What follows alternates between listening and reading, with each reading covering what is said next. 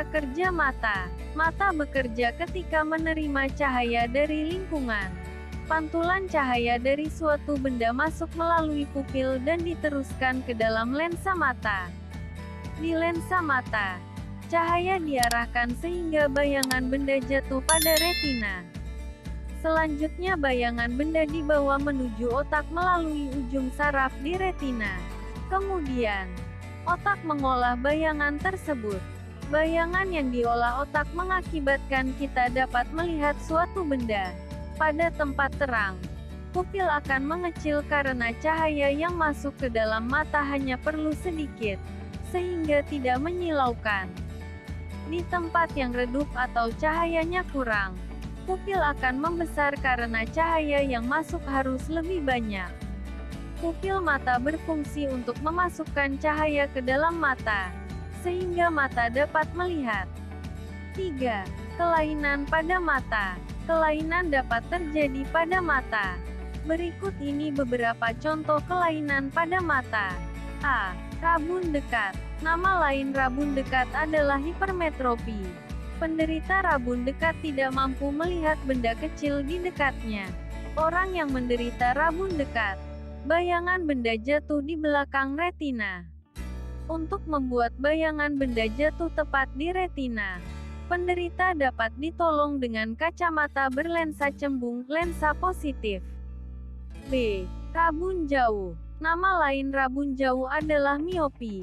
Rabun jauh disebabkan karena lensa mata terlalu pipih. Orang yang menderita rabun jauh tidak dapat melihat benda dengan jelas apabila jaraknya jauh. Pada mata orang yang menderita rabun jauh, bayangan benda jatuh di depan retina. Untuk membantu bayangan benda jatuh tepat di retina, penderita dapat menggunakan kacamata yang berlensa cekung, lensa negatif. C. Rabun tua. Nama lain rabun tua adalah presbiopi. Penderita rabun tua tidak dapat melihat benda yang letaknya jauh maupun dekat. Hal ini disebabkan oleh daya akomodasi yang sudah lemah. Penderita rabun tua dapat ditolong dengan menggunakan kacamata berlensa rangkap, kacamata yang terdiri atas lensa positif dan lensa negatif. Bunyi dan sifatnya.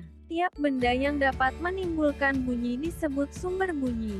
Misalnya, alat musik gitar dan seruling yang dapat menimbulkan bunyi. Banyak getaran yang terjadi dalam 1 detik disebut dengan frekuensi. Satuan untuk frekuensi adalah hertz. Sumber bunyi ada yang menghasilkan bunyi bernada dan tidak bernada. Bunyi bernada adalah bunyi yang frekuensinya teratur. Bunyi tidak bernada disebut desah. Desah adalah bunyi yang frekuensinya tidak teratur. Frekuensi yang dapat didengar manusia berkisar 20–20,000 Hz. Hertz adalah getaran per detik. Bunyi yang memiliki frekuensi 20–2,000 Hz disebut dengan audiosonik. Bunyi yang memiliki frekuensi kurang dari 20 Hz disebut infrasonik. Bunyi yang memiliki frekuensi lebih dari 20.000 Hz disebut dengan ultrasonik. Manusia tidak dapat mendengar bunyi infrasonik dan ultrasonik. Hanya hewan tertentu yang dapat mendengar bunyi tersebut. Contoh hewan yang dapat mendengar bunyi infrasonik adalah jangkrik. Kelelawar merupakan hewan yang dapat mendengar bunyi ultrasonik. 1. Bunyi merambat melalui zat perantara. Bunyi dapat didengar karena merambat melalui zat perantara. Zat perantara itu dapat berupa benda padat, cair, dan gas udara. Bunyi tidak dapat merambat di ruang hampa udara. Kecepatan rambat bunyi berbeda pada benda padat, cair, dan gas. Bunyi merambat lebih cepat pada benda padat. Kecepatan rambat bunyi melalui benda cair lebih besar dibandingkan benda gas.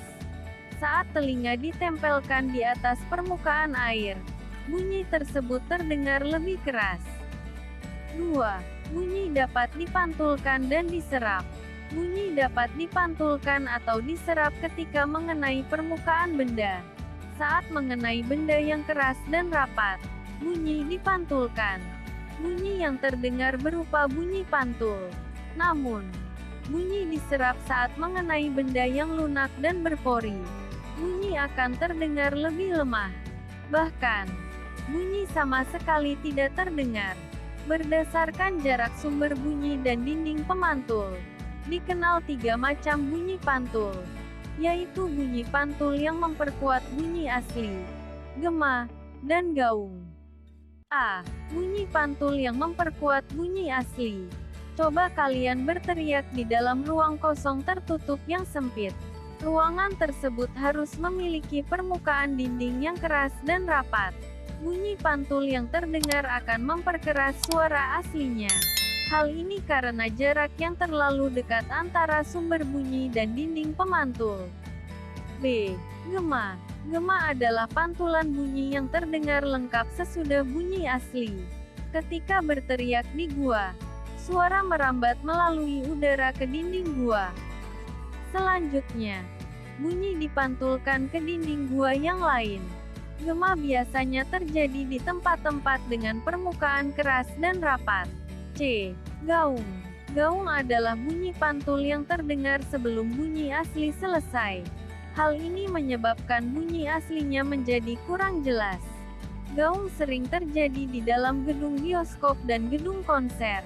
Karena itu, di dalam suatu gedung biasanya dipasang peredam bunyi. Hal ini bertujuan meniadakan gangguan suara akibat gaung. D. Indera pendengaran. Telinga adalah organ tubuh manusia yang berfungsi sebagai indera pendengaran dan organ yang menjaga keseimbangan. Telinga merupakan organ yang berperan terhadap pendengaran kita akan suara atau bunyi. 1. Bagian-bagian telinga. Telinga terdiri dari 3 bagian, yaitu telinga bagian luar, bagian tengah, dan bagian dalam. Telinga bagian luar terdiri atas daun telinga, lubang telinga, dan gendang telinga. Daun telinga dibentuk dari tulang rawan yang dapat ditekuk. Daun telinga digunakan untuk menangkap suara dari luar. Pada bagian tengah telinga terdapat tulang-tulang pendengaran. Tulang-tulang pendengaran itu antara lain tulang martil, tulang landasan, dan tulang sanggurdi.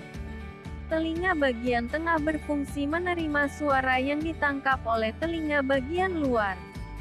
Telinga bagian dalam terdiri atas tingkap jorong, bundar, 3 saluran setengah lingkaran, serta rumah siput koklea.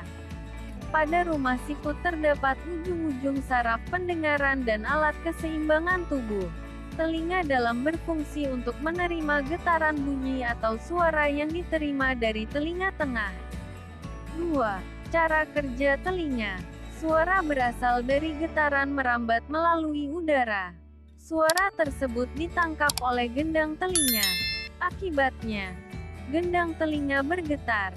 Getaran di gendang telinga kemudian dilanjutkan oleh tulang-tulang pendengar ke telinga bagian dalam, tepatnya di ujung saraf.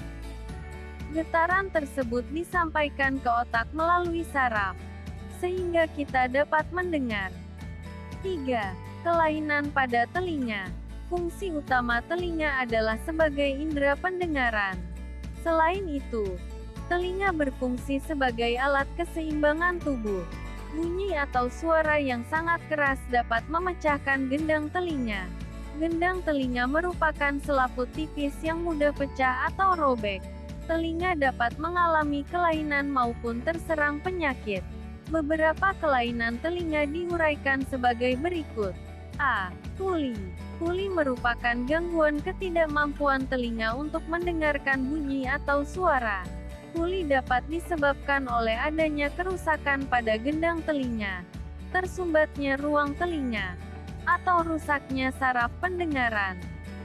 Pada orang lanjut usia, ketulian biasanya disebabkan oleh kakunya gendang telinga dan kurang baiknya hubungan antar tulang pendengaran.